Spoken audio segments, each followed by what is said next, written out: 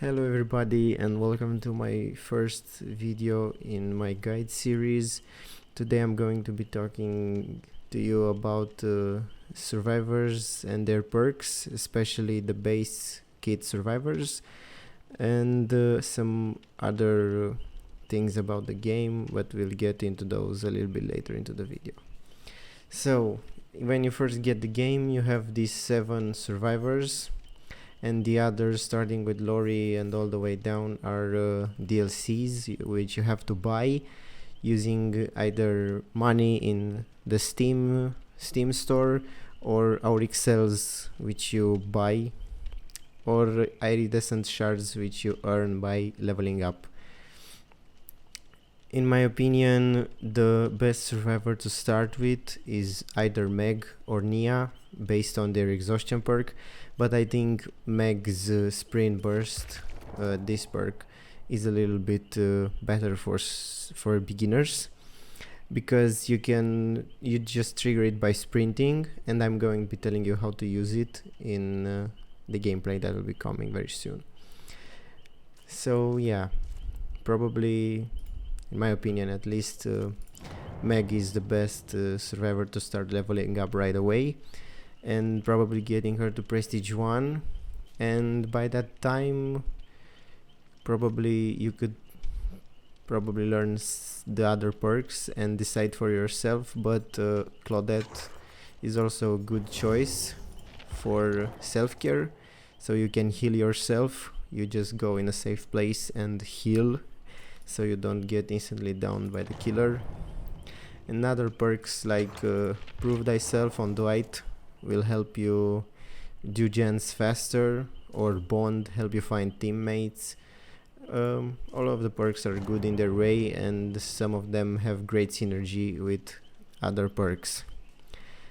That's about it when it comes to survivors. If you want me to do a video on the DLC survivors, just let me know in the comments, and I will be doing so, because some of them have very good beginner friendly perks, like Feng Min's Technician. This one, it basically makes it so the generator doesn't explode if you miss a skill check, which is very good, because you will see that you'll struggle a lot with skill checks when you first get started. That's about it. Let's get into the other part of the video. Okay, so in the other half of the episode, I will be telling you about your goal as a survivor. You have these beautiful generators that you have to repair. You have to repair 5 of them. You can see in the bottom left corner. You can see this in the bottom left corner.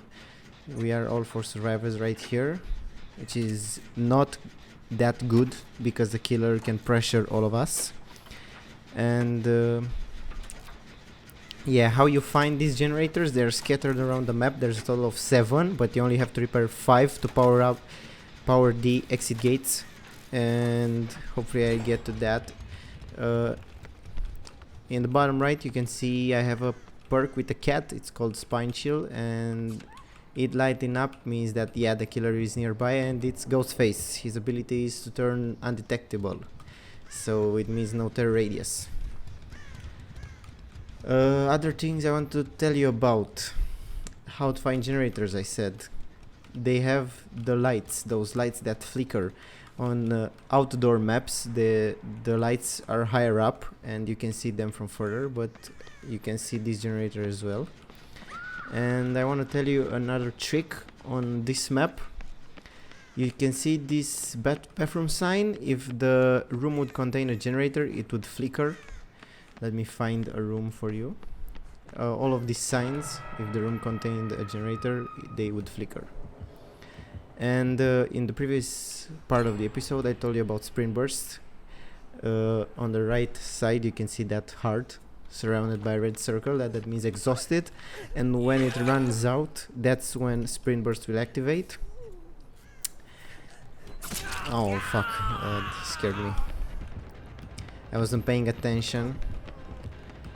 You have to pay attention at all times in Dead by Daylight, but I wasn't paying attention. I thought the killer would be chasing other survivors. So basically I'm running away from him right now, and I'm trying to use the resources available to the player, those being the windows and the pellets. As you can see, that's the pellet, that's a window. You can vault windows, the killer can vault windows as well, but much slower. And pellets stun them. If the killer is right on the pellet when you drop it, he will be stunned, as you saw earlier.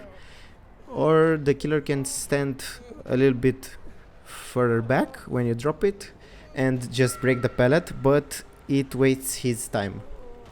So you can pre-drop some pellets. They are named God pellets because the killer can't go around them, and he has to break them, so you gain a lot of time. I think it's 2 seconds to break a pellet. Okay, these guys are healing me. As a survivor, you have the normal health state and the injured health state. You can see Spinchy line up. Oh, the killer is right there. Hello, mister. When he's leaning like that, okay, you can see I stunned him, and now I'm running away with Sprint Burst. Okay, when he's leaning like that, he's stalking, and you can see him vault as well. Very slow, as I told you, compared to the survivor speed. And when he's leaning, he's stalking. If he stalks you, he inflicts the exposed status effect, meaning that you'll go down instantly. Yeah, even if you are full health, you'll go down.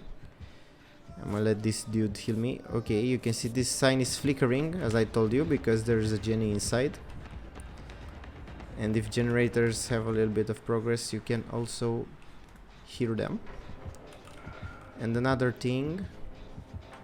important thing to know is that the generator has 4 rows of pistons, and every row moving at full speed indicates 25%. So yeah, you can do the math. And when it starts powering up, that means it's getting closer to that 25% threshold. This window is very nice, very strong.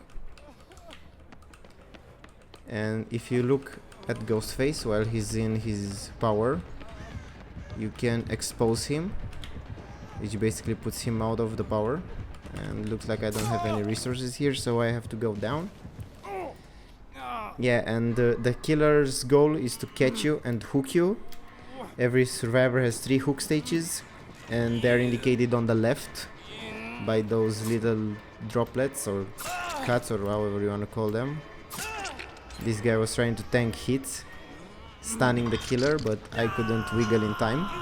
As you said, that bar was filling up, and if it would have reached the end, I would have escaped the killer's grasp. Other things to tell you, the perks I'm using. The one on the top is called Kindred, and I can see people's auras when somebody is hooked. Auras meaning the yellow, their highlights basically, like wall hex.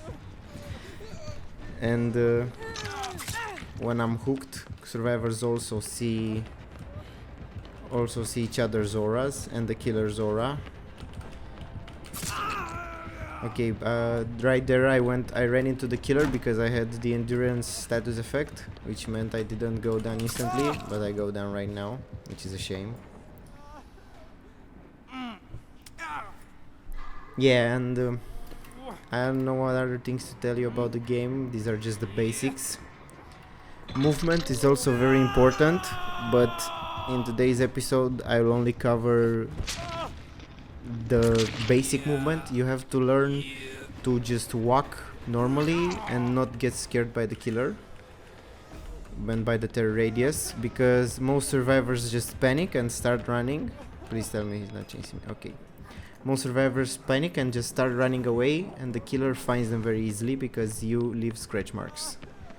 The scratch marks are only visible to the killer or also to the survivor when they use a certain perk. I'll throw a picture on screen right now for you to see. Looks like he's trying to get me out of the game very fast. That's why he's only chasing me. Looks like he left. Ma, futus morții mătii. Okay, so this basically concludes the video. I have to cut it here because yeah, that jump scare made my brain stop working. I hope you guys enjoyed the video, and if you found it useful, make sure to subscribe, and I hope I'll see you in the next episode. Bye.